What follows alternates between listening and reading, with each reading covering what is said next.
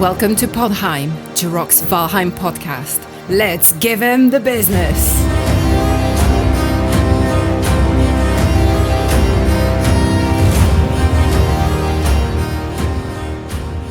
Hey everybody, today is, I don't even have the date in there. No. September 6th. Failure. September 6th, 2020. Okay, we'll start again. Hey everybody, today is September 6th, 2022. I'm your host, Jiroc the Viking, and joining me today are my fellow Vikings, Shield Maiden, Morning Darkness. Hello. Viking Vaste. Hello. Bambi, the Shield Maiden. Hello there. Viking Gorthar. Hello there, everyone. And joining us for the first time is Rim Janor of the Body Recovery Squad. Skull. So, Rim Janor, every time I say your name, it's like a little bit of a tongue twister to me for some reason. Because I want to say, of course, Jim Raynor. Yeah, that's your instinct for sure. So, I like to ask people, how did they choose their name? Can you tell us how you came up with that name, Rim Janor? Well, I know it's not a very obvious story, but actually, yeah, no, it did start with Jim Raynor. So this is like goes deep into Rim Janor's childhood here. My first PC game that I ever played was StarCraft 1. Yes. Like on an original IBM laptop when they didn't have mouses, they just had that little rubber kind of nub in the middle of the keyboard. Yeah. Yeah, that was my first experience. Like I had one of my older cousins had come to visit, and they were all visiting, and he was like, "Oh, Lucas, you should try this," or "Sir Rim, you should try this," and I'm like, "Okay, cool," and like I was like fascinated, and that was it. And then actually when I was old enough to own my own video games and such, like with BattleNet, that was like my original BattleNet name, and then it's just kind of carried through the years to now. So did you actually play with the name Jim Raynor at first and then switch the R and the J at some point? No, it was always switched originally. Like I was that clever at 11, 12 years old, whatever it was.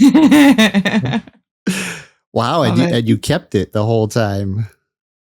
Well, it just like it's one of those things. Like and then it was also my Steam account name. Yeah, so it's one of those things that just kind of carries forward. Like I've had the same Steam account since Steam was Steam. Like, yeah, no, that. So yeah, it was like So Rim J, have you heard that nickname? Oh my god! It's like one of the biggest things. It's so funny. Like you get teased a little bit, because there is like, I didn't know that would eventually have some sort of, other connotation, as a bit of a double entendre sometimes. Yeah. Depending on which abbreviation you use. Yeah, no, it's mostly people either just call me Rim or Rimmy.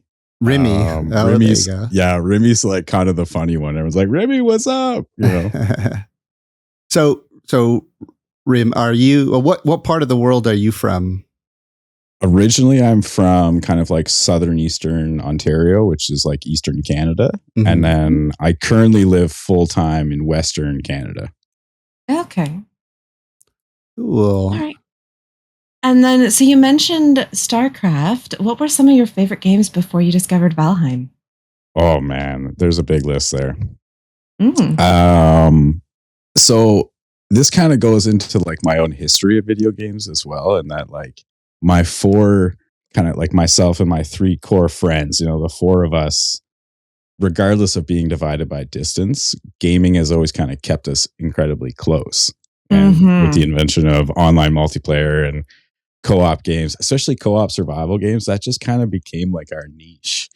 And prior to Valheim, we were playing a game called Scrap Mechanic. I don't know if anyone's heard of that one. That's a great little survival game. I love that one. And even the games like V Rising post Valheim. That's another one. You know, it's like that kind of genre of game. Factorio. We were big into basically anything that we could play multiplayer together, and that the four of us could like still, regardless of this distance, like in a way hang out. You know, World of Warcraft was a big one for a while. And yeah, that's kind of like where we came from. Before Valheim, I think we were all, it was kind of at the height of, you know, the beginning of the pandemic, and everyone was like, well, you know, I'm at home, I have nothing to do. And this like, yo, this is it. This is what we're going to do. Yeah, it was a major boost to Valheim, the pandemic, in reality. Lots of people home with nothing to do. Pushed everyone into survival games, I think. Yeah. Or even games like it's not PlayerUnknown Battlegrounds, but the one with zombies. DayZ. Oh yeah, that's a That popular was one. another one we were into for a while as well. Okay, very cool. And how did you discover Valheim then? Well, so for myself at that time, I was doing, I was actually in like kind of pursuing part of my apprenticeship program that I do for my real world job. And so it all gone to like online school. So I'm at home. I don't have a whole lot to do. And when this goes live, now I'm going to be in trouble because I admitted I wasn't doing my schoolwork.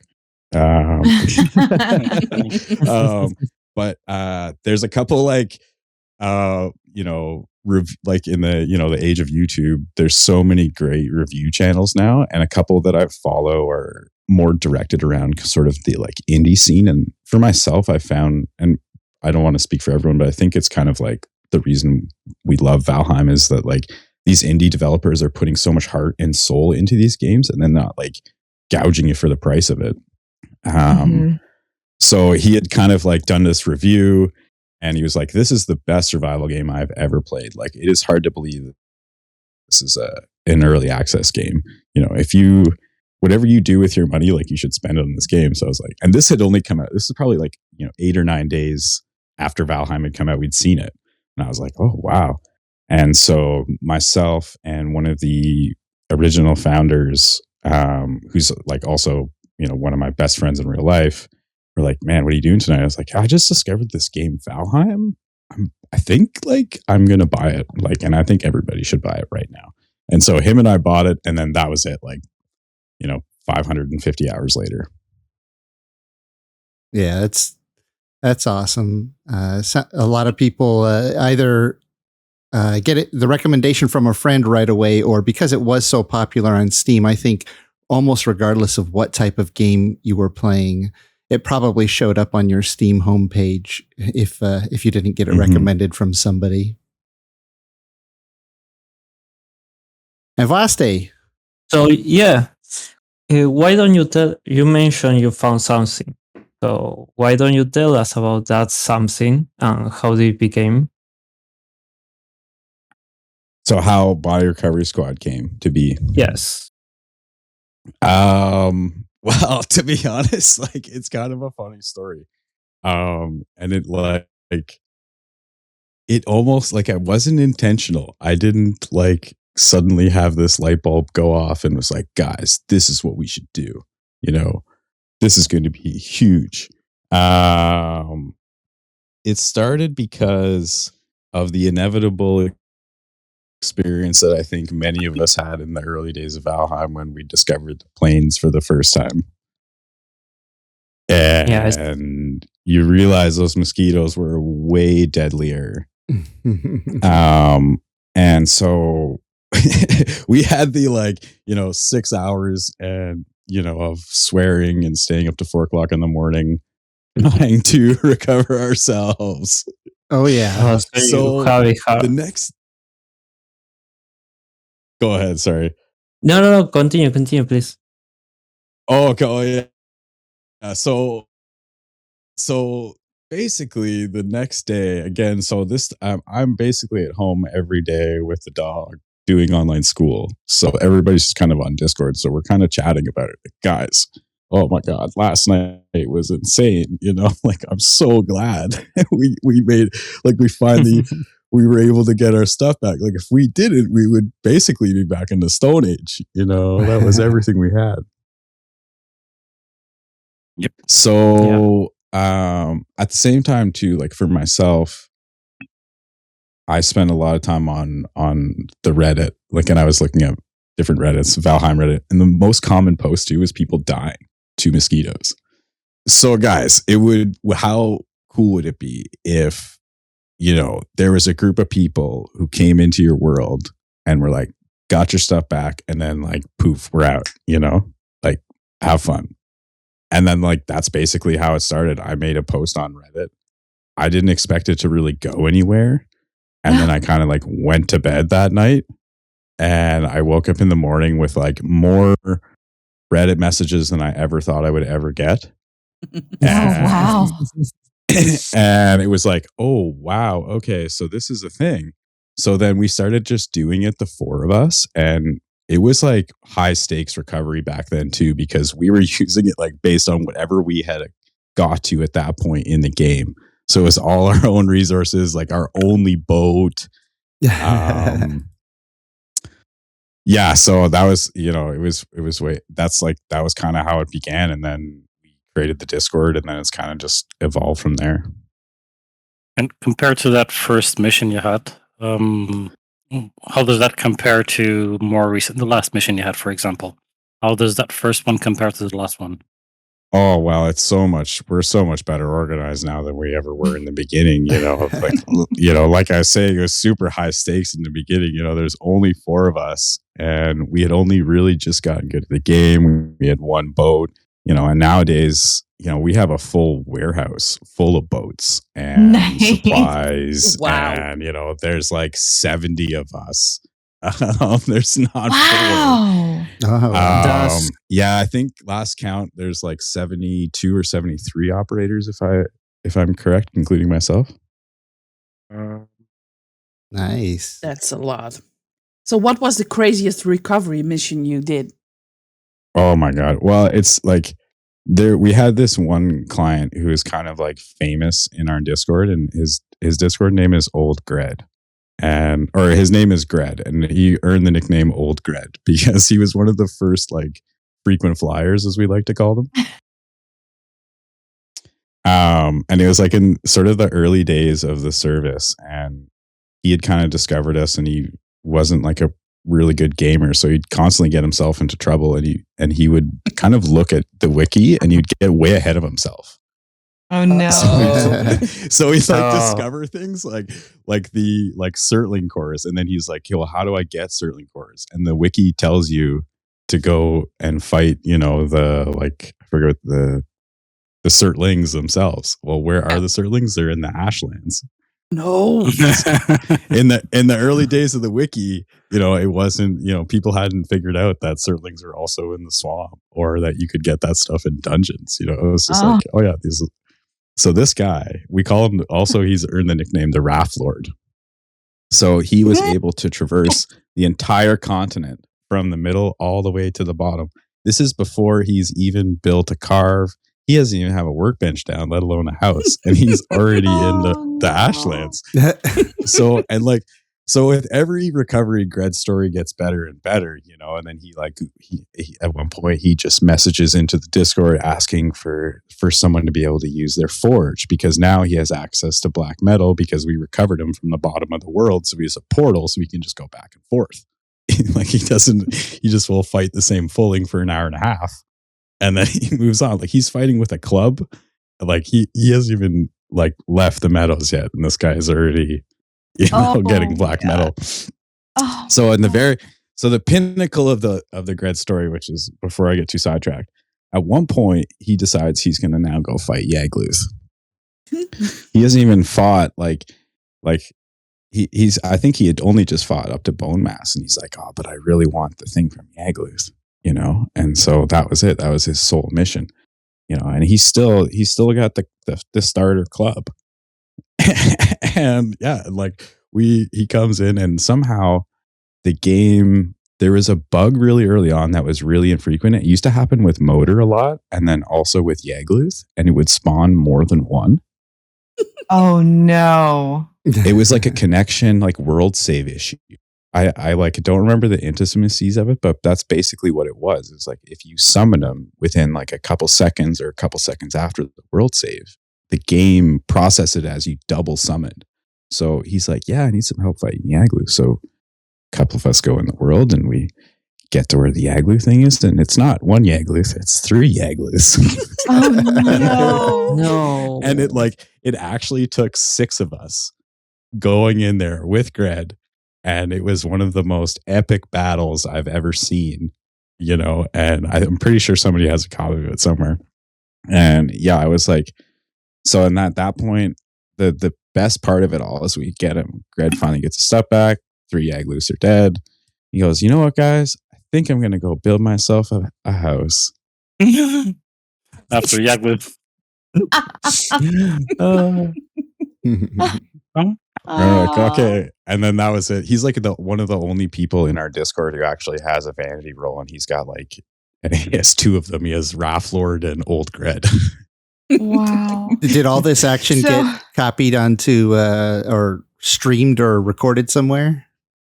No, because like at that time, you know, it was really hard for us to even like think about that. We were doing like 100 recoveries a day. Oh wow! Yeah. Oh my gosh. And we were That's trying a to lot. bring more people on, and there was you know, we started with like there was the 4 of us, and then there was 5 of us, and then the core 5 of us did everything forever, and then it was like, oh, we can't handle this, so we brought on. There was 14, and then 20, and then now there's like 70.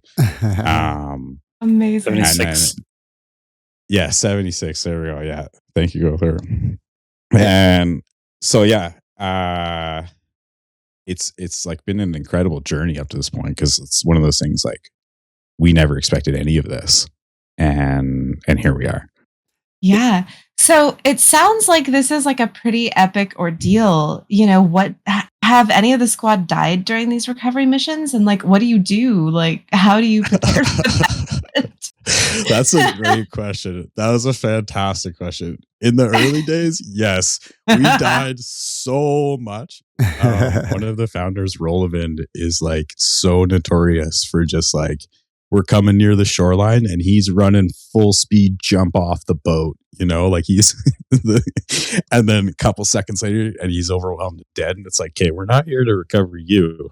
Like, so it's like, what do we do? And he's like full panic mode. Then it's like, well, you know, you should have just waited for all of us to land, and yeah, that would happen.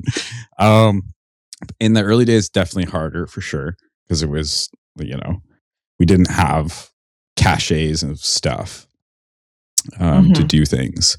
Nowadays, it's, you know, we're so well prepared, and the operators themselves, like, you know, they're so, everyone knows the drill, and the people that I brought on from beginning to now, I think it's like a really well meshed group of people. And I always have tried to like kind of give a personal touch, you know, to interview people and get a sense of who they are, because, you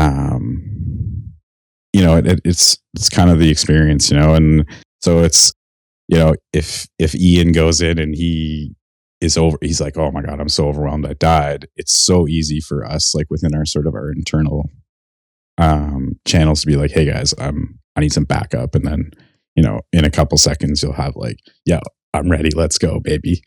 So we've kind of like, cause it was like, it's such a learning experience doing this thing, going from being nobody on a Reddit post to all of a sudden you have like over 100 people a day being like, help, help, help. And nowadays, you know, it's slowed down a lot. I would say nowadays as you know, we're not doing 100 tickets a day, you know? Okay. Yeah. How many a day are you getting now, do you think? It's up and down, you know, it's one of those things that's a little hard to track, because it depends like on a long weekend, you know, like everyone's out camping and there's very few people like but I would say we average at this point like probably anywhere from like 5 sometimes even to 25. You know, it kind of fluctuates with how popular the game is and like if it's trending, you know, and there's a lot of people coming back. I think with things like Hearth and Home, we saw a big influx again because you had all the diehards come back like, yes, I can cook more food. And I expect to, with Mistlands, with kind of like all the teases, it's going to be pretty difficult. I imagine there'll be another uptick again. Plenty of recoveries coming up, I'm sure. So Rim, right now, you probably are, available to be contacted, and their various social medias and Discord. So where would people go if they do need body recovery help, if they really want to reach out and get help as quickly as possible? Well, so the easiest, I guess, like I think what probably most people would find is you just like, if you actually Google any word, like any combination of like Valheim and body rescue recovery, whatever, it seems to kind of like direct you to us. And that's like all in part to like Emma Kent, who did the Eurogamer articles about us. And all of those have like, it's like there's links everywhere. But if you were just kind of looking through us through social medias, I think we're actually discoverable through Discord. You correct me, I could be very wrong there. We were for a while, but because of, how Discord works with being boosted and such like that. We have Twitter. We even have our own like subreddit that's kind of like, we were kind of trying to put it as like this is like for the community. Post whatever you want, build, looking for groups, whatever. It's just another way to kind of reach out to us and get communication with us. And then if you're interested, as well, we're always taking new applications for operators. So we also have like other positions too. Like there's lots to do within Body Recovery Squad. It's not just us helping you get your stuff back. Like we have people who are just builders, basically. Like you're trying to design an elaborate roof and you can't figure it out. Well, there's probably someone who can. Like, and we have this. So we have another role, I guess it's referred to as like the Rangers. So they're just kind of like the everything else of recovering. And how is the recruitment process? How do you recruit for the Body Recovery Squad? There's like so if you're on our Discord, there's a little section that says application. We whipped up kind of like a quick Google Doc. Like I guess it's like it's Google Doc with questionnaire, and you just kind of answer the questions. It's pretty simple. And then we just kind of, I think it's like, we used to do it more often, but now probably once a week we go through, review everyone who's applied that week, and then depending on answers and whatnot, we'll kind of go through and say, let's talk to this person, this person, this person. And then myself or another one of like our staff kind of like reaches out and is like, hey, like we'd like to interview about, joining the Body Recovery Squad. Nice. Rim, do you guys have a custom URL for your Discord channel? Yes, we do. What is it? It's a discord.gg/ I think BRS, if I'm correct. But we might have actually lost that because we dropped a level. You could correct me if I'm wrong on that.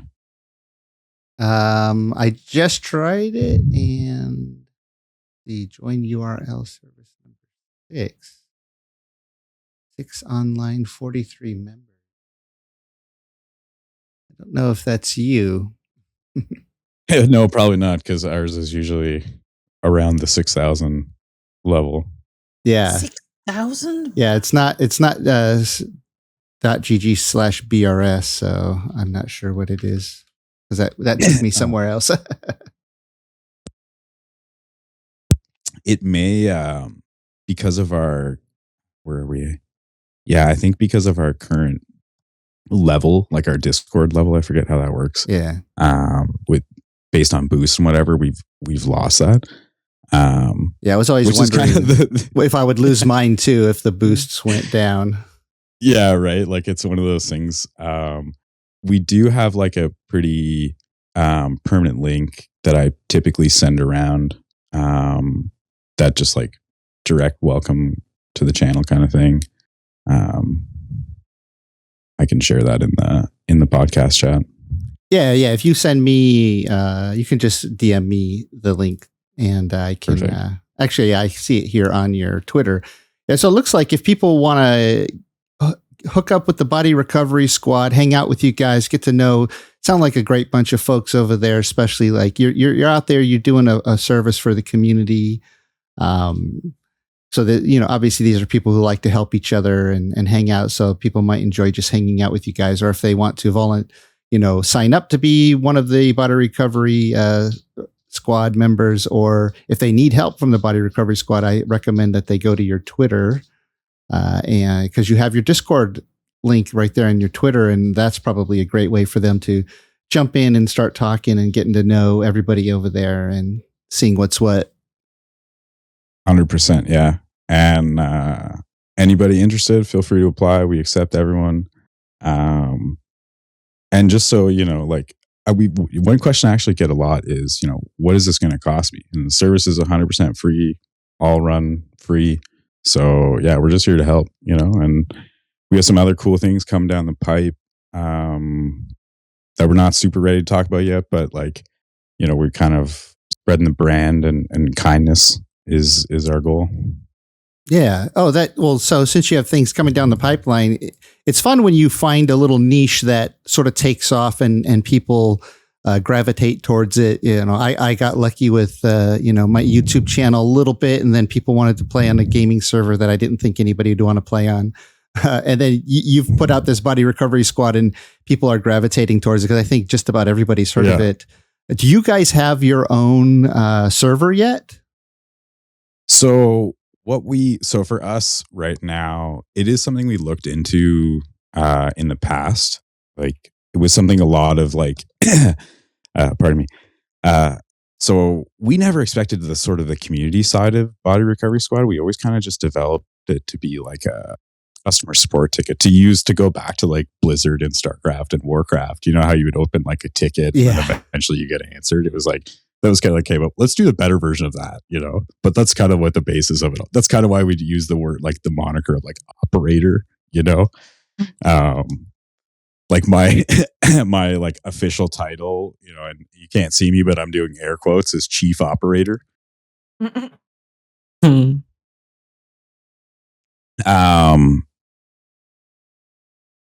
Sorry, I lost my train of thought there. Yeah. So that was kind of always what it was designed to be. So when the community side, like people started sticking around, we were like, oh, okay, like cool.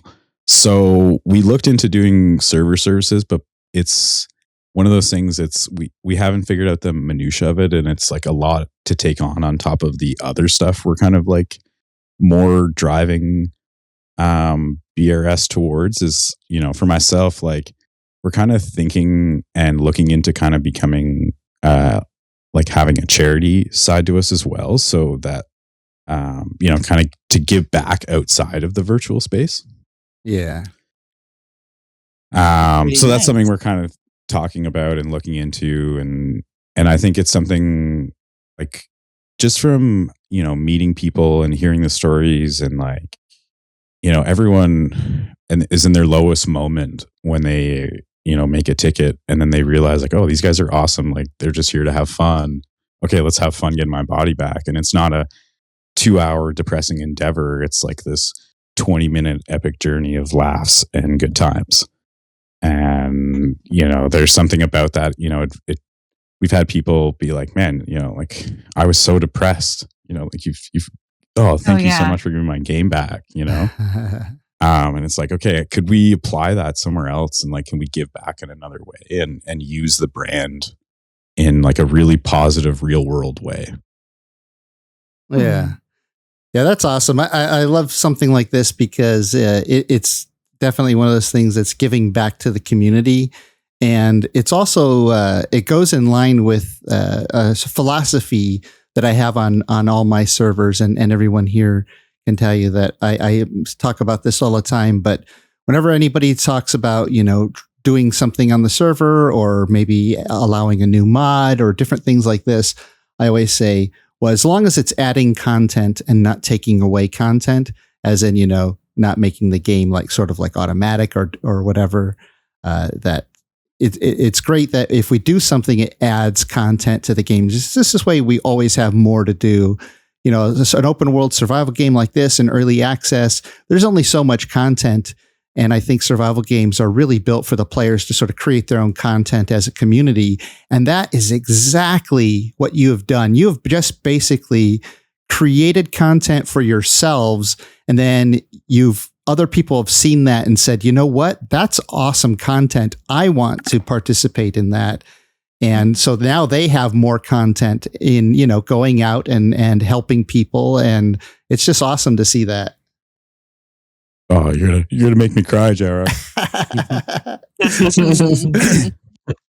No, then that's great. And you know what? It's interesting. A lot of people do actually join for that reason. Like that.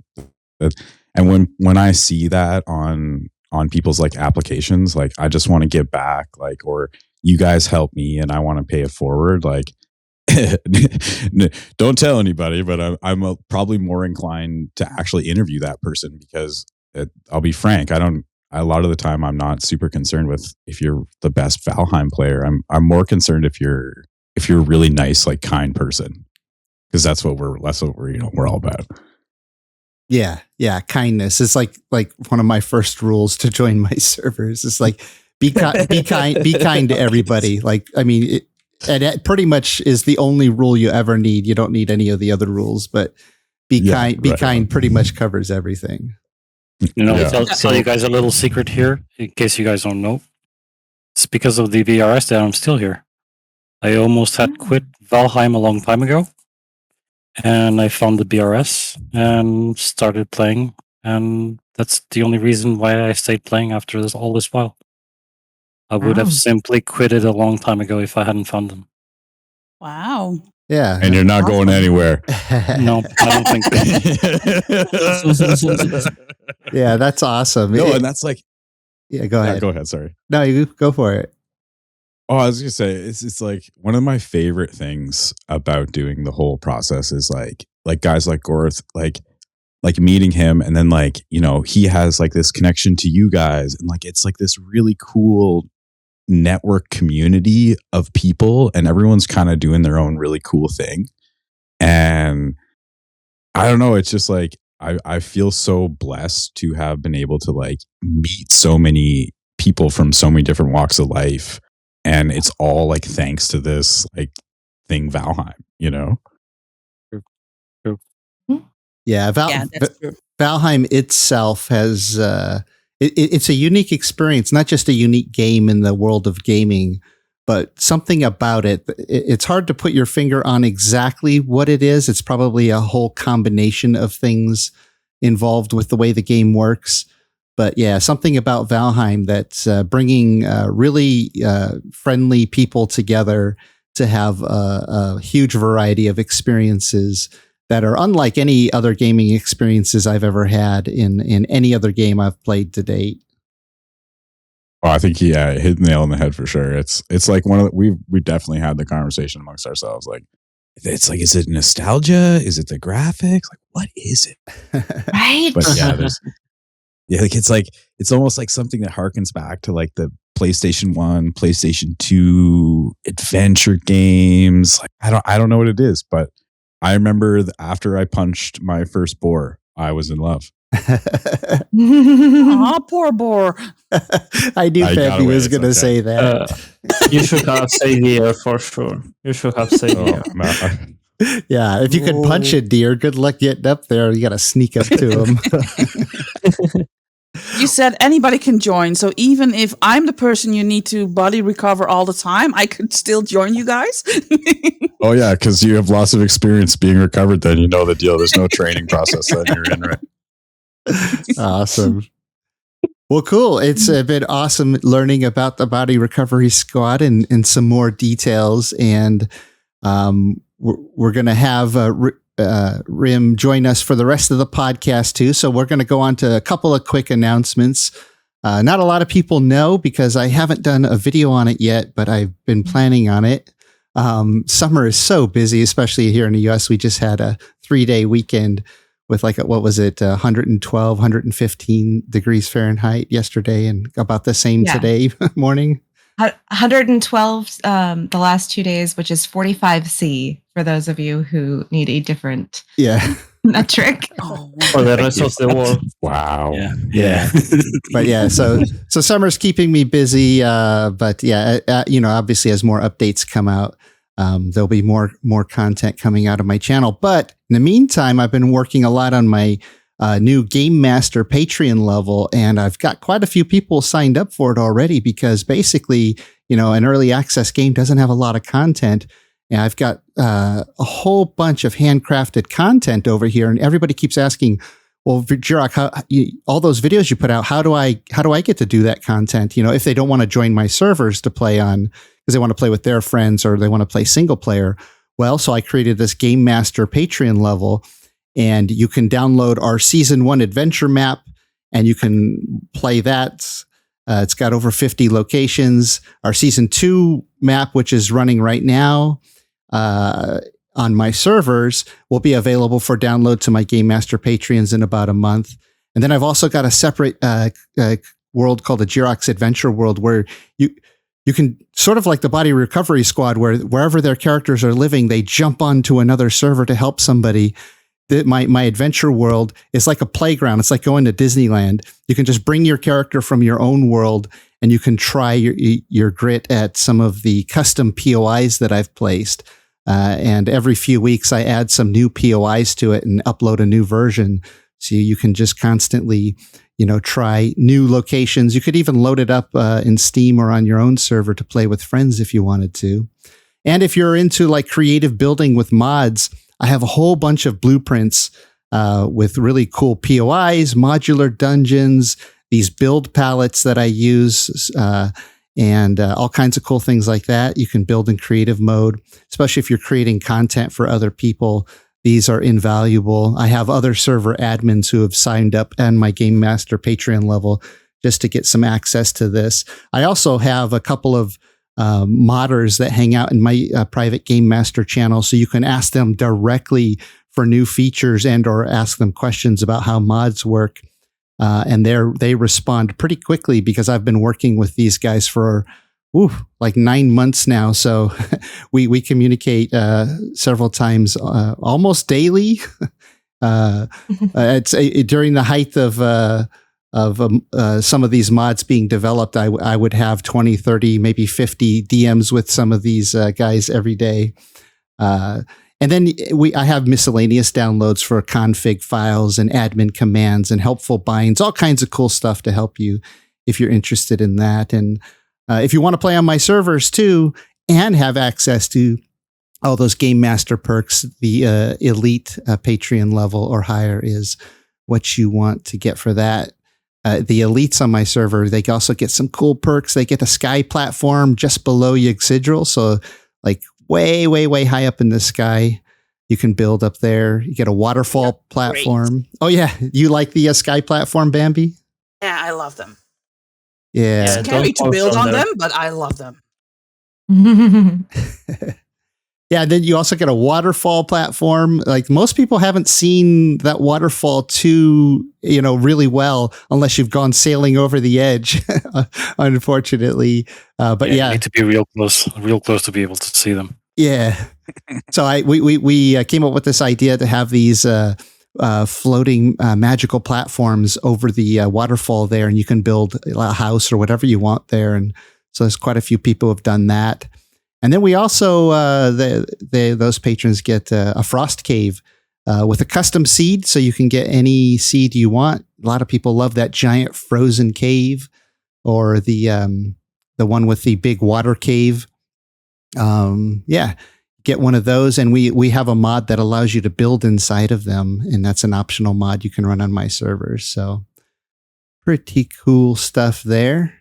And Valheim news has been pretty slow this week. Has anybody heard any Valheim news or caught anything on Reddit or in any of the Twitter responses? Didn't see anything of note myself. I think I think they knew that Gwen was going to be off this week, so they didn't post anything just so that they could wait until she came back. Oh, okay.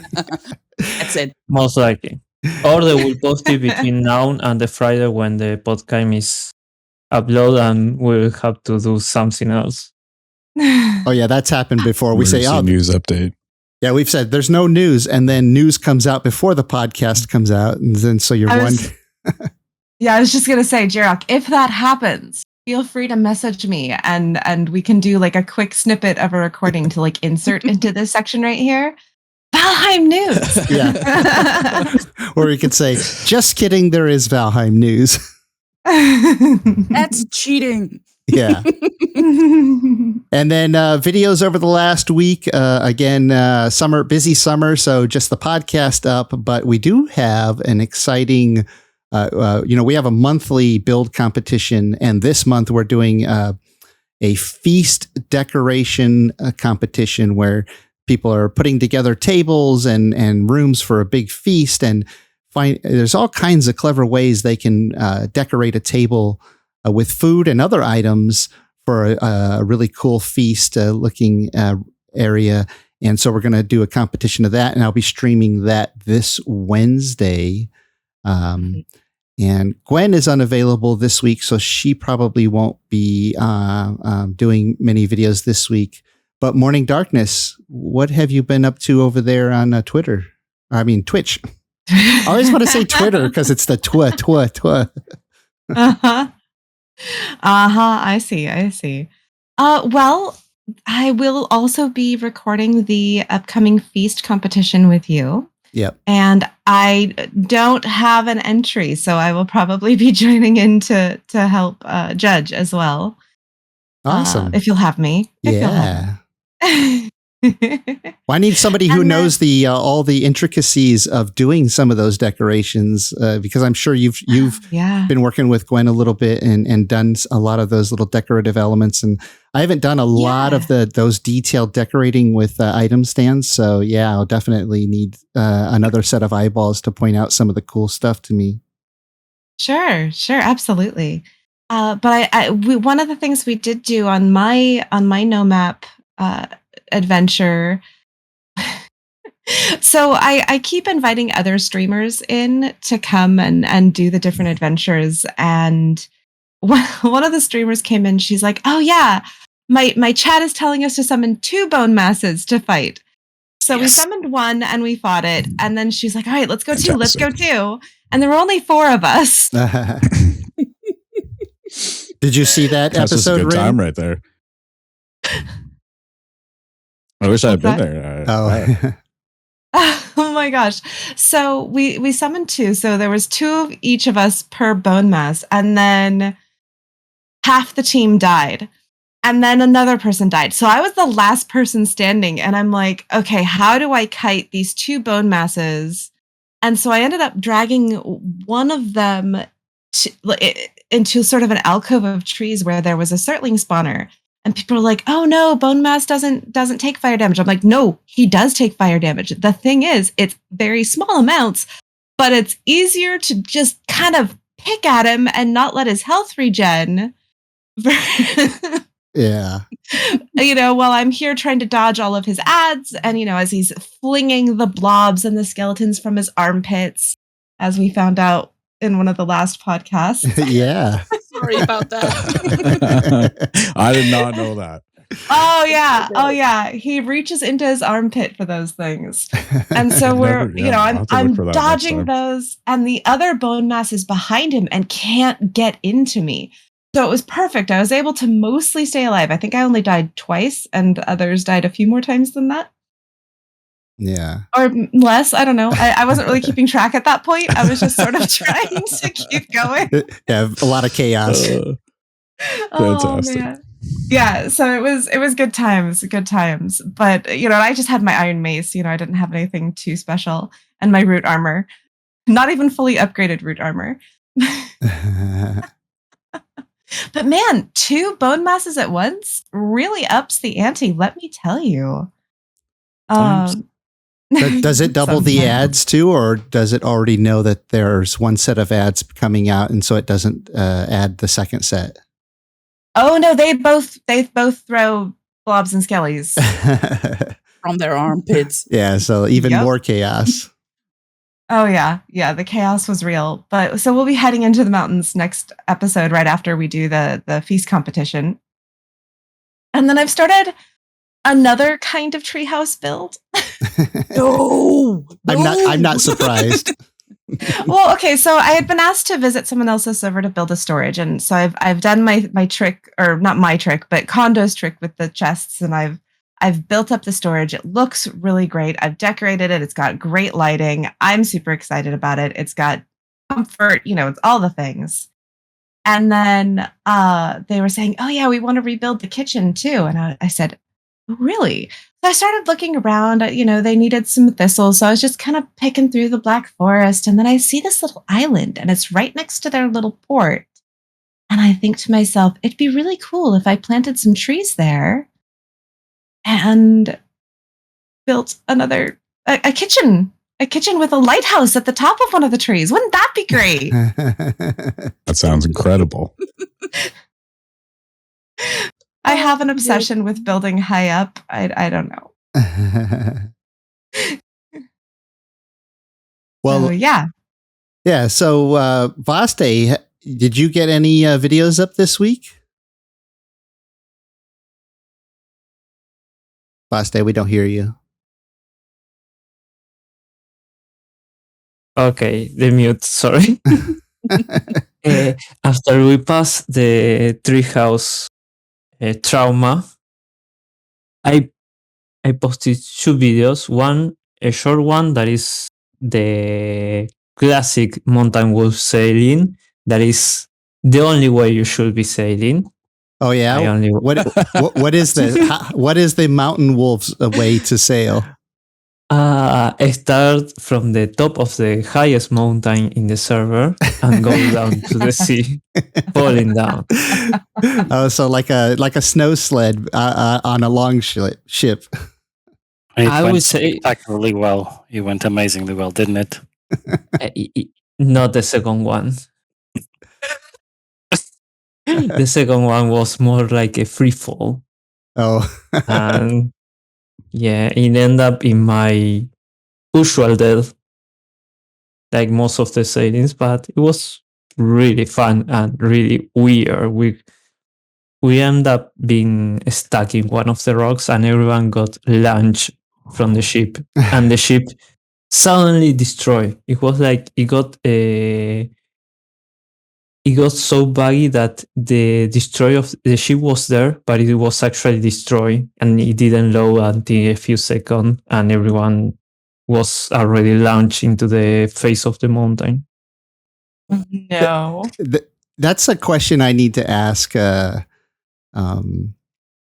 Iron Gate at some point. The next time I interview one of them, I want to ask them, when you first developed the game and your long ships, did you expect people to ride long ships down the mountain? How could we not? Yeah, I just can't imagine that was ever something they thought the players would do. I don't know if they do, but we have one of the best moments in the server, and I can tell you there's a lot of clips about that sailing going really bad, because those are the funniest. Yeah. By far. Well, and yeah. The second video, that is the Mountain Wolf trial that we do for the new members. After sometimes they fight on their own high buff modder, because the bosses get extra health and damage based on the people that is around, that is near. Oh, how many people do you usually have nearby when they do that, making motor harder? For the max is 5 people. With 5 people, you get the max buff, but I think we were like 10 around this time. Okay, so they fight motor by themselves with motor buff for 5 people. Yes. Wow.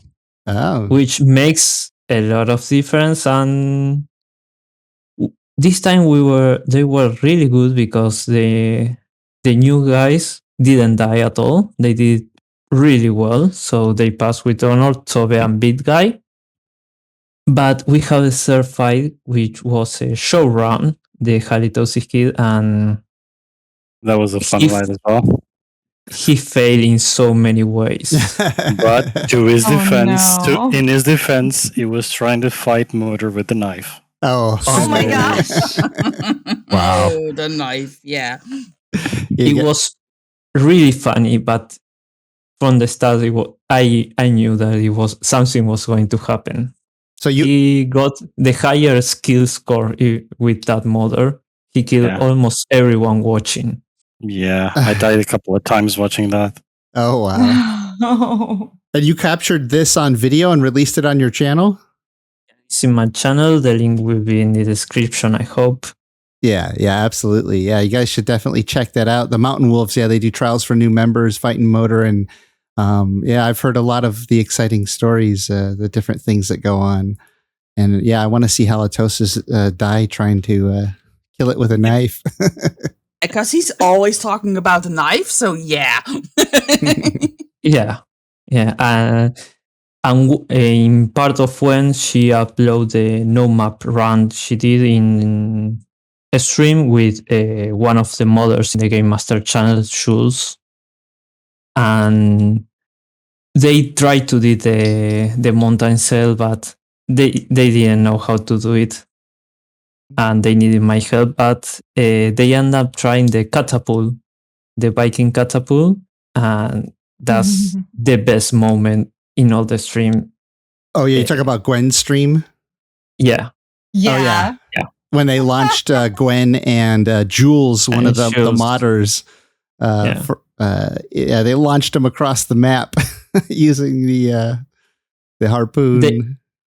I launched them, so they can blame me. So. Yeah. Cool. Well, some fun stuff out there to watch. And we're talking a little bit about our server, some of the events and updates that have been going on over there the last week. Morning Darkness, you want to start us off? Absolutely. As long as my dog stays quiet and doesn't start barking.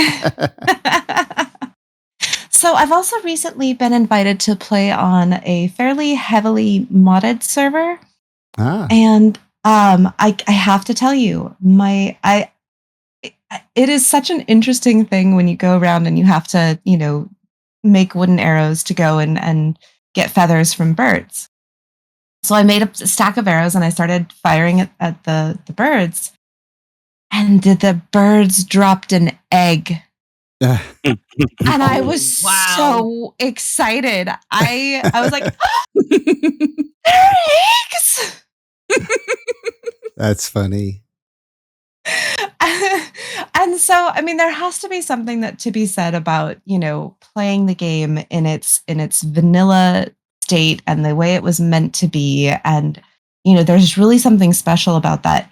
And then getting to go into a modded server and really trying to not let myself read what the different mods do and going in and experiencing some of these things new for the first time is really quite a treat.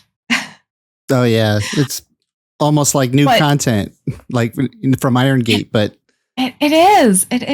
But I will say, as much as a lot of things are fun, there's some really cool things going on. They've got these covered carts, so it's a workbench that's on wheels with a cover on it, and it is delightful. Oh my gosh, it's like my favorite thing. But I can see why it's not in the game.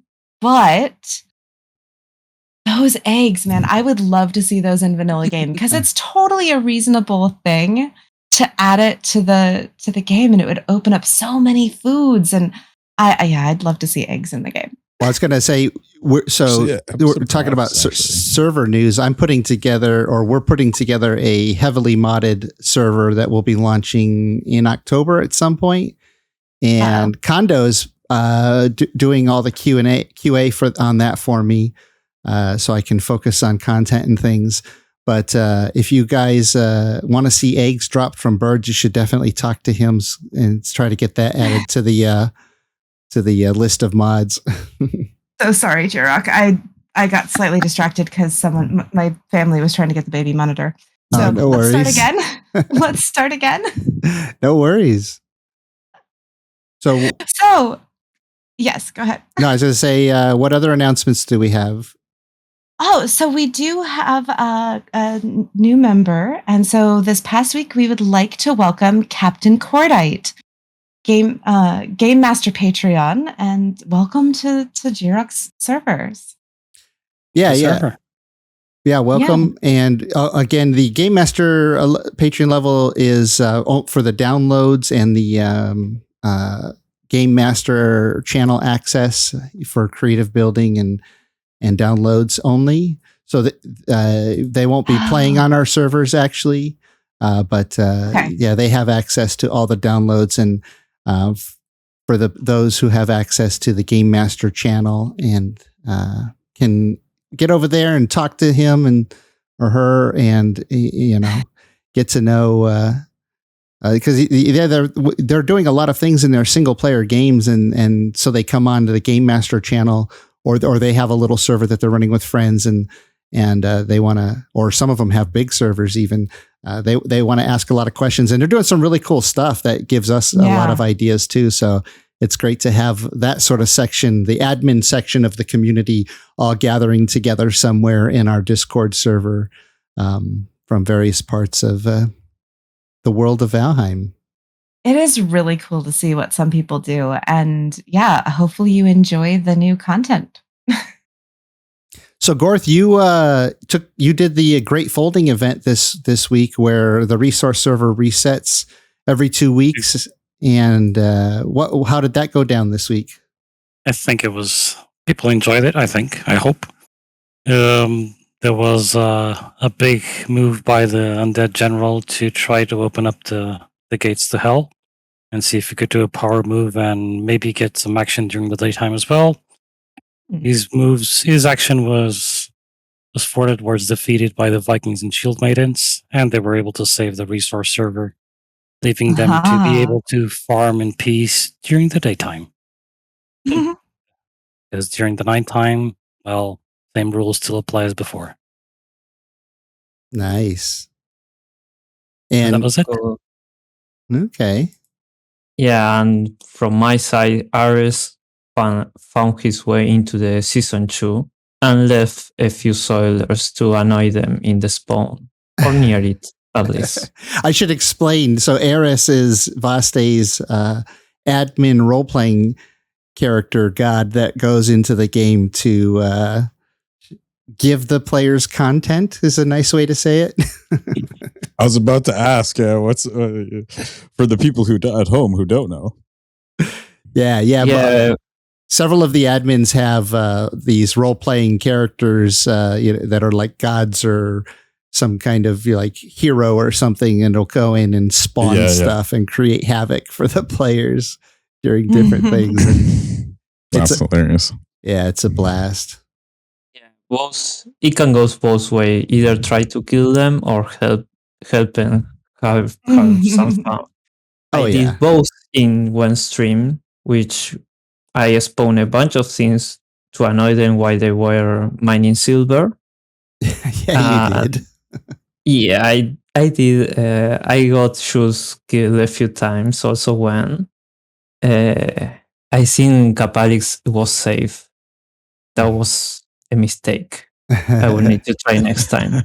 But after that, I leave them alone while they're trying to take the silver home, and even help them with the sailing that they fell wonderfully. And and then catapult was, I think most of them catapult them into the other side. Because when Anshus were encumbered, taking all the silver, and then Halitosis and Sigmundur tried to follow them up to help them. Yeah, they were using the trick to use the harpoon to drag somebody around who's overweight, who's over encumbered. And then, they could have gotten back easily, but instead of getting back safe and easy, they decided to take the hard route and just catapult each other around and then die and have to refine their corpse. And they're playing on no map. So it's even harder to find your corpse when you don't have a map to reference. So yeah, check out Gwen's stream, Gwen the Shield Maiden. She's not here this week, but she has a 3 or 4 hour stream on that no map that shows all that stuff, and with Vaste's admin character there. That's the timestamp also for those moments. Oh yeah. So in the comments you can find it. Yeah. Yeah. Thanks for doing that, Vaste, putting timestamps up on our videos so people can find the exact thing they're looking for. It's very helpful. I want some clips of that stream. Yeah. Well, so Rim, we've got a quiz, a Valheim quiz that we're going to do. And I'm ready. I'm excited. yeah, let's see how well you know your Valheim knowledge. Oof, here we go. Yeah, so it might be a little tricky for you. Let's figure this out on your phone. So in the voice channel, there's a chat channel that you can join to type text chat. Can you access that on your phone? Oh, there it is. Yes, I totally can. Yeah, so you're on Discord on your phone. I think everybody else is on their computer, so we'll see how quickly you can get your answer in on your phone, because I take the first correct answer. Last time I did it in my phone, I almost win. So there you go. All right, here we go. That's what I like to hear. Okay, so who knows? This cottage internet might foil me. Yeah. Well, good luck to you and everyone. We got some really good competitors here. So we're going to start with question number 1. The massive frost dragon with its black scales, a white fur mane, and tattered wings is known as the Mother of Dragons. If you meet her in battle, you should probably have this type of weapon because she is weak to it. Is it A, fire, B, piercing, C, slash, or D, poison? What type of weapon is she weak to? I'm going to look over here and Gorth, you can't have a fire sword. Oh, Gorth, that's cheating. But Rim answers correctly with the fire arrows is the correct answer. Any kind of fire, but I think right now fire arrows, or if you could lead her all the way down to a swamp and get her over a Surtling spawner, maybe that would help, but... Or a torch. Or a torch, yes. Smack her with your torch once in a while to keep her on fire. Yeah, let's kill her Gwen style. So we're going to give that to... He stole it from Gorth because he got the answer that's actually accessible to the players and not in admin mode. I actually thought Gorth wrote fire arrows, and I was like, darn it, he beat me to it. Oh, yeah. In my screen, I see my answer before his. No. No. Yeah. Vaste. That's the lag coming here to California. Whoever gets to California first. Okay, question number 2. Of the 2 standard mushrooms in game, which gives more health? And a bonus point if you can tell me exactly how much health it gives. There's 2 standard mushrooms in the game. Which gives more health? And how much health will get you a bonus point? I'm looking over here at the answers, and Morning Darkness answered with red. Good job, Morning Darkness. So I was actually surprised by that. I guess I hadn't been paying attention to the stats of the mushrooms until I looked it up in the wiki. And yeah, the red one gives more health than the yellow one. And let's see. And Vaste typed red and 15 health. Vaste for the bonus point.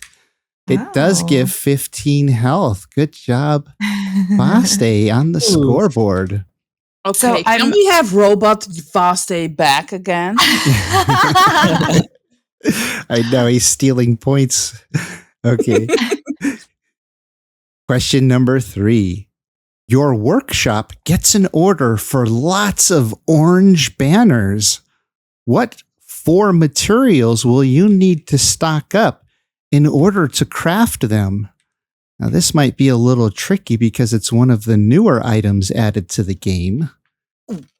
Orange banners. If you're going to make a bunch of orange banners, what 4 materials will you need to stock up on in order to craft them? All right, let's see. I see Bambi only gave me 1 material, so that's obviously incorrect. Gorth gave 2. He's missing 2. And Morning Darkness gave me fine wood, leather scraps, carrots, and cloudberries. Morning Darkness knows her crafting. Good job, Morning. I haven't even made an orange banner yet, but I was trying to remember what it looked like, and it has the white filigree instead of the black filigree, and the black is what is for coal, and the white I think they use typically with cloudberries. So it was kind of a wild guess. Wow. Well, now you're just bragging. Now you're just bragging. I couldn't remember. All right. And then I made up my own material in the end there. Well, I want to see what your banner looks like with carrots, cloudberries, coal, fine wood, and leather scraps. Yeah. Not scraps. Leather scrap. Yeah. Yeah, a little misspelling there. Okay, question number 4. Everyone loves a good meal. What 4 materials do I need in order to craft the pots and pans so I can make some delicious foods for everyone? What 4 materials do I need if I want to craft the pots and pans cooking upgrade? Let's see who got the right answer. Let's see, I'm looking over here. Vaste says black metal, fine wood, silver, and iron. I'm sorry, Vaste. That is incorrect. Morning Darkness says black metal, copper, iron, and tin. I'm sorry, Morning. That is incorrect. Bambi, let's see what Bambi's got. Copper, black metal, fine wood, and iron. Bambi for the win on that question. I just made one like 10 seconds ago. No, not 10. A minute ago. Nice. Oh, nice. Good job, Bambi. Yeah, remembering all the components for different things. So it just sort of depends on what you're really into in the game. Some people will remember the crafting of certain things more. Bill metal, yeah, bill metal. You know what? I'm making my own materials up. I've been playing modern Valheim. So whatever you want. Oh yeah, yeah. Rim typed bill metal, tin, iron, and copper. But yeah, he's autocorrect. I'm typing too fast. Bill metal. Come on, Siri, give me a break here. Oh yeah, the new boss of the planes, Bill, the fueling. Bill metal. Mistlands was. Yeah, we take misspellings if we can kind of make out your answer. But yeah. Oh, yeah. Okay, here we go. Question number 5. Who is this runestone referring to? The ravens say that in ages past, he was a shoot of great Yggdrasil himself and a force of wisdom in the days when men and trees were friends. Now he scorns the axe and sets himself against the works of the gods themselves. Odin banished him here for his pride, but his roots are deep. Oh, and Rim with the Elder. Good job, Rim. Back in it. Yeah. Good job. You should record some audiobooks though, Jiroc.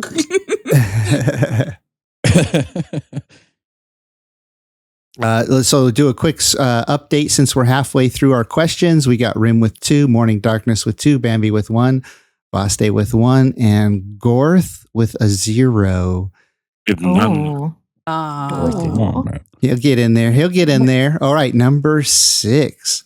Of the 2 standard mushrooms in the game, what? Another mushroom question. Which gives more stamina? And a bonus point if you can tell me how much stamina it gives. 2 mushrooms in the game. One of them gives more stamina than the other. And how much stamina is it for the bonus point? All right, I'm looking over here at the answers. And Rim with the quick yellow. Ooh. Wow, Rim taking More the darks, I'm lead. coming for you. Oh, I was Wait, above him. Don't Nope. you see my? Do you Nope. not see my answer between the dashes? Nope. Rim. Rim is the first one below the dashes on my screen. I will even show you. I need to I will send even you a post the screen then. picture. There it is. There's the picture. Wow. All right. Yeah. Rim is quick on that phone. And let's You better watch yourself, more in darkness. and let's see if anybody got the correct answer for stamina. For the bonus point is 30 stamina. And Ooh, wait. Gorth got it. Gorth on the scoreboard, Gorth. Good job. I would have vetted it, but it was quicker just to input again. All right. Question number 7. In the swamp, you'll find these things slithering in the water. The leeches, if you decide to fight them, you don't want to use this weapon type because they are immune to it. Is it A, poison, B, slash, C, frost, or D, fire?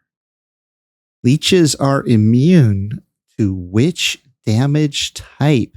A, poison, B, slash, C, frost, or D, fire? All right, I'm looking over here. And Rim with the win again for fire. Wow, Rim knows his body recovery squad, Valheim lore. He needs to know all this stuff so he can. You gotta know that. You gotta know what you're going up against. Yeah, You know, Cameron fire arrows, boys. All right, nice. Okay, question number 8.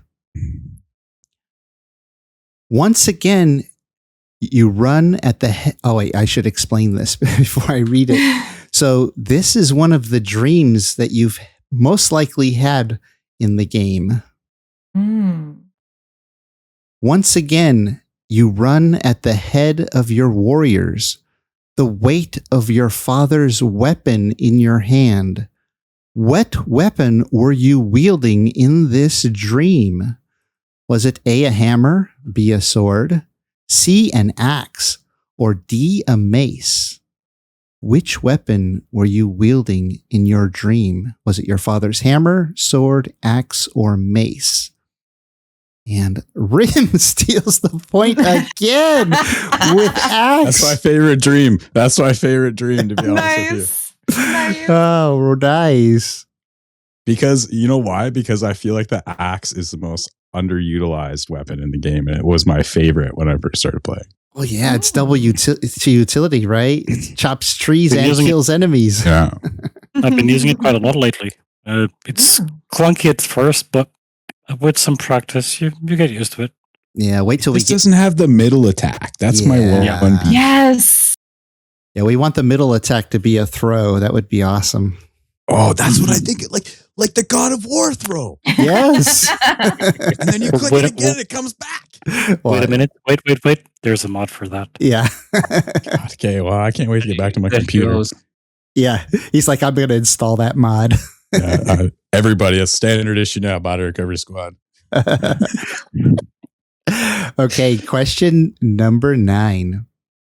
You're in the mood for some blood pudding. What 3 ingredients will you need in order to make it? 3 ingredients are needed to make blood pudding. What are those 3 ingredients? Ooh, Morning Darkness, quick on the keyboard there with blood bags, thistle, and barley flour. Good job, Morning Darkness. Another point for Morning. Knows her food crafting. Especially the stamina food crafting. Yeah. I am crafting a Sky Cafe that's not the Sky Cafe on the server. It's the Airbnb, I guess. Yeah. That only Literal and serves stamina metaphorically. foods. Treehouse. Okay. My treehouse, yes, my treehouse. We have number 10 here. If you want to craft the porcupine, what 4 materials do you need to gather up to craft this legendary weapon. You're going to craft the porcupine. You're going to need 4 materials. What are those materials? Let's see. Gorth has 2. Bambi says a lot. And Morning Darkness chimes in with needles, black metal, wood, and leather scraps. That is not correct. Let's see. Vaste says needle, iron, linen, and ancient bark. That is incorrect. Let's see. Rim says needles, black at metal, at fine wood, and obsidian. That is incorrect. Let's see. And Gorth is on the Wikipedia page copying and pasting the answer. Why would you say that? How can you say what gave it away? Because I have the answer copied and pasted from the Wikipedia, and it looks exactly like the format that you did, right down to the word wood and thread being lowercase. What? Oh, that's pure coincidence. Pure and utter coincidence. But since you got the correct answer, Wikipedia you speak of. I'll give you the point. Yes. Okay, so the score is at 10. Rim with 5, Morning Darkness with 3, Bambi with 1, Vaste with 1, and Gorth with 2. But I have a special question for today that can upset Rim's lead here. If Morning Darkness can get this. And actually, I think Gorth can actually steal this too. Don't think Bambi or Vaste can get enough points to steal this. Oh. So pay very close attention, because there will be 2 different answers here to get all the points. You can find a trader in the Black Forest. It's a little dwarf known as Haldor. He has a companion with him. What is it? And for 3 bonus points, what is its name? 3 bonus points. Let's see if Gorth can get it from Wikipedia. Nope. From memory, if I'm not mistaken. If anybody else can get a more correct spelling. That's it. Oh, Morning! That's the right one. All right, so let's see. Gorth got 1 for the locks because he was the first to answer. Morning Darkness got 3 for Holstein. Yeah, that is the Holstein, name. Yeah, of that's what it was. I was like trying to think Falstad or something. Because like that. That's a World of Warcraft. I almost went with gave up. Einstein, but Einstein was weird. Einstein just didn't fit. So Einstein. Right. I remember the lock's name being like Einstein, but like Haldor's name, and it took me a hot second, but I remembered it. Awesome. Well, Rim will have to leave lamenting his loss because Morning Darkness just stole the win with 6 points total to Rim's 5 with that bonus question. I didn't think anybody would get the answer, of course, without Googling it. Yeah, no, it took me a hot second, but I remembered it. Nice. Well, congratulations, Morning, for beating up on our guest. Oh, yeah. We can say coming on the show again. he's the moral winner. He had to win until the weird question. Yes. He was the pre-winner. He was. The food questions, you know what? I don't do enough crafting. Like, oh, you have somebody else putting out the food in the chest for you. Just run by and grab it, huh? yeah, there actually is a guy who goes by Thogar the Hungry, and he does the majority of the cooking. That's amazing. Well, we're come down to the end of the podcast here. And so we're just going to do a quick, fun little question about us. And this week's subject is a favorite place that we like to hang out or visit frequently near where we live. And so we don't have to be too specific unless we want to give away our exact hometown. But Morning Darkness, What is a place near where you live that you like to visit frequently? I mean, I'm really kind of a homebody. Yeah. I love going to the coast or any forest or really any body of water, really. And we've got some really gorgeous places, Lake Tahoe, anything along the ocean. Just logistically, it's a little bit more challenging these days, but I do love, especially like coastal forests. That Muir Woods is my absolute hands down 100% favorite place to go.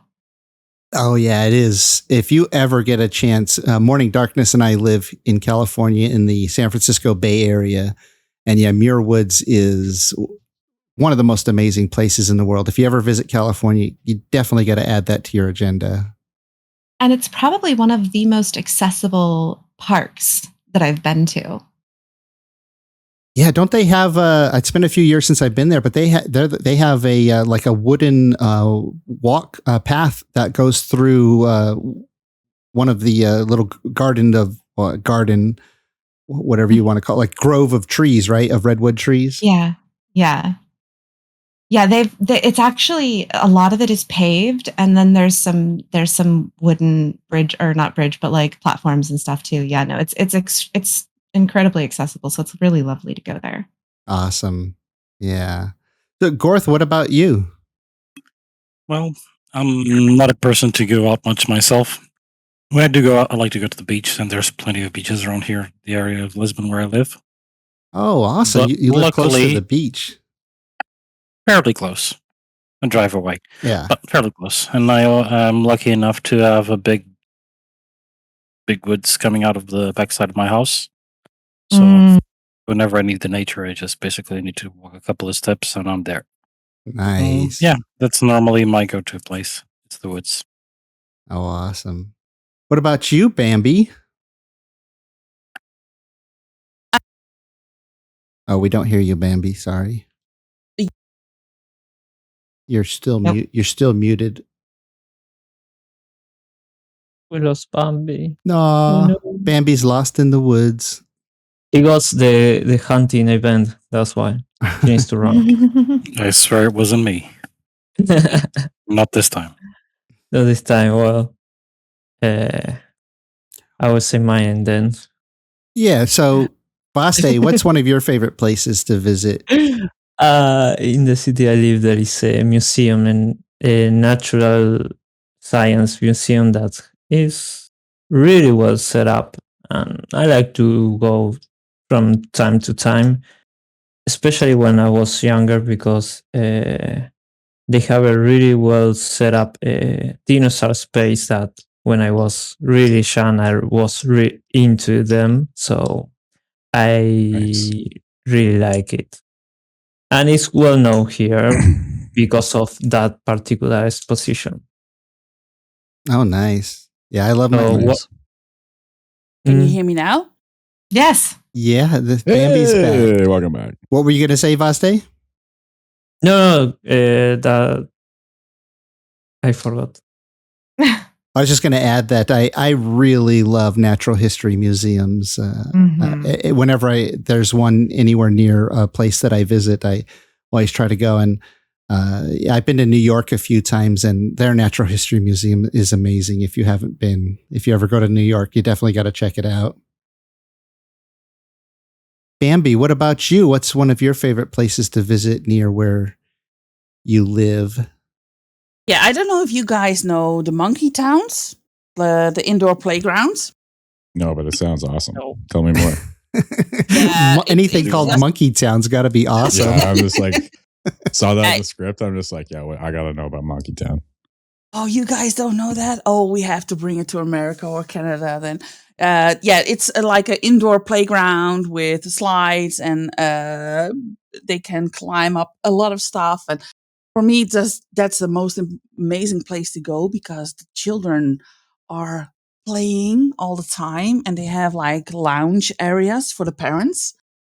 So we can read books, have coffee, don't hear the kids all day long. Wow. Yeah.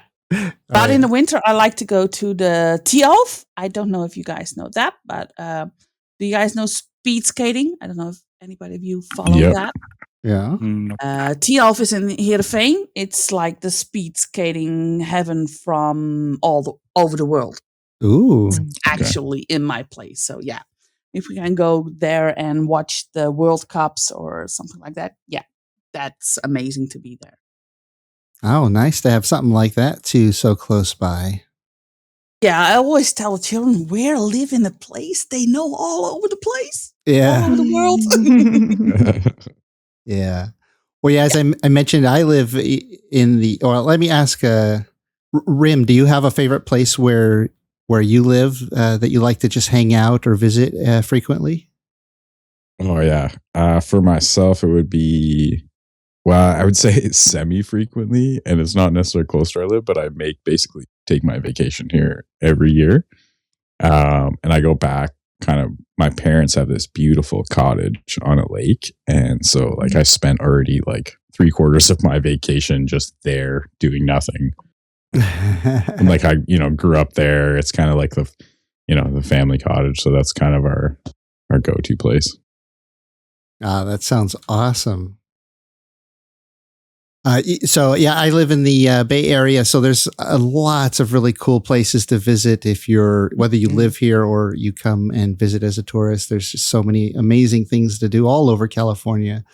But in my hometown here, we have a really nice little downtown area, and there's a park there, and they do a farmer's market every week, and during the summer, they have a concert series in this park they do every Thursday night. Wow. It's a little too warm right now to go to the Thursday one. But if it's 90 or degrees Fahrenheit or less, I generally will still go. I was going to say, the heat wave's supposed to break on Thursday, isn't it? Yeah, a little bit. So I'll have to see how cool it gets. And I do check out which band is playing, but I usually go to just about all of them. Usually it's a cover band, or sometimes it's a local band or something like that. But another neat thing about this downtown area is they have one of the best Indian restaurants in the world, in my opinion. It's so good. Yeah. I know exactly the place you're talking about. Is this the guy? Yeah. No, yeah. I know this place. Yep. And I tell everybody and anybody who's never had Indian food or has had Indian food but not eaten there yet, suddenly agrees with me that it is the best Indian place they've ever eaten. The food is amazing. I'm getting so hungry. All this food talk. Yeah, just a whole bunch of other little shops and ice cream places and all kinds of fun things around the downtown area. But because of the park and the stuff that happens there in the Indian place, I'm there almost every week. Nice. Yeah. I have to imagine that I've seen you before.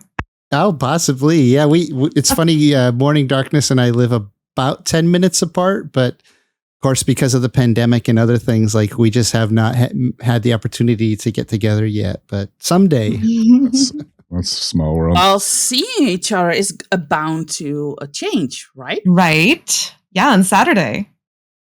Yeah. Oh, yeah. I should make that announcement here. We are doing, I forgot in the announcements, this Saturday at 12 p.m. Pacific Standard Time, we are doing a 10K celebration stream for me hitting 10K subs on YouTube.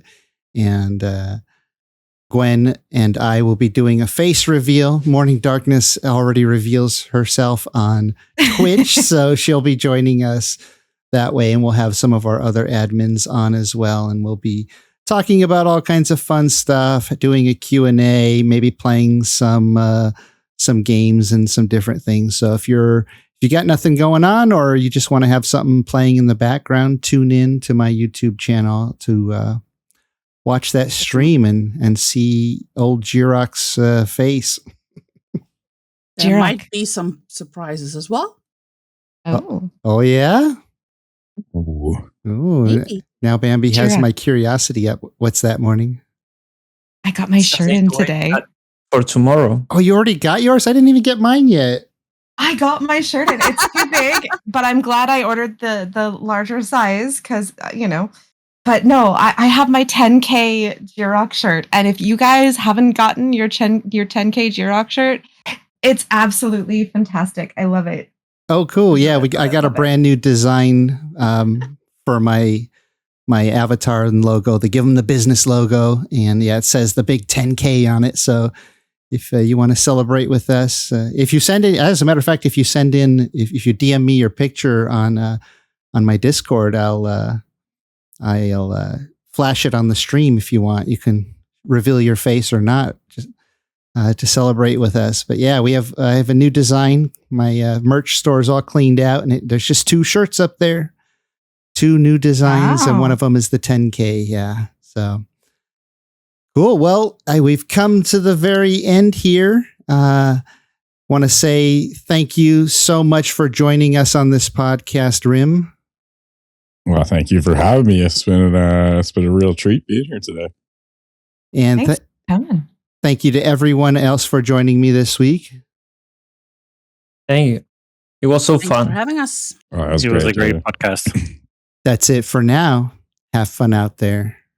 Thank you for listening to Podheim, Jiroc's Valheim podcast. We have new episodes coming out every Friday, and if you enjoyed listening, please support us by subscribing to the podcast on your favorite platform and leave us a rating and a review to help more Vikings find us. We also have a Patreon with perks for supporters like behind-the-scenes discussions, exclusive content, and segments that are edited out of the main podcast. And if you'd like to join our friendly Discord community, we have more than 1,000 people there. Just go to discord.gg/Jiroc the Viking. If you'd like to play on my Valheim servers, just go to my website at jiroctheviking.com and submit an application. I'd like to give a huge shout out to my supporters, some of them on Patreon, the YouTube membership, and the ones who help boost our Discord server. Your support means the world to me and inspires me to make more videos, as well as run a community Discord and multiple Valheim gaming servers. If you enjoy my videos and would like to support my work, join our friendly Discord community and Valheim servers. Links can be found in the description below. Skål!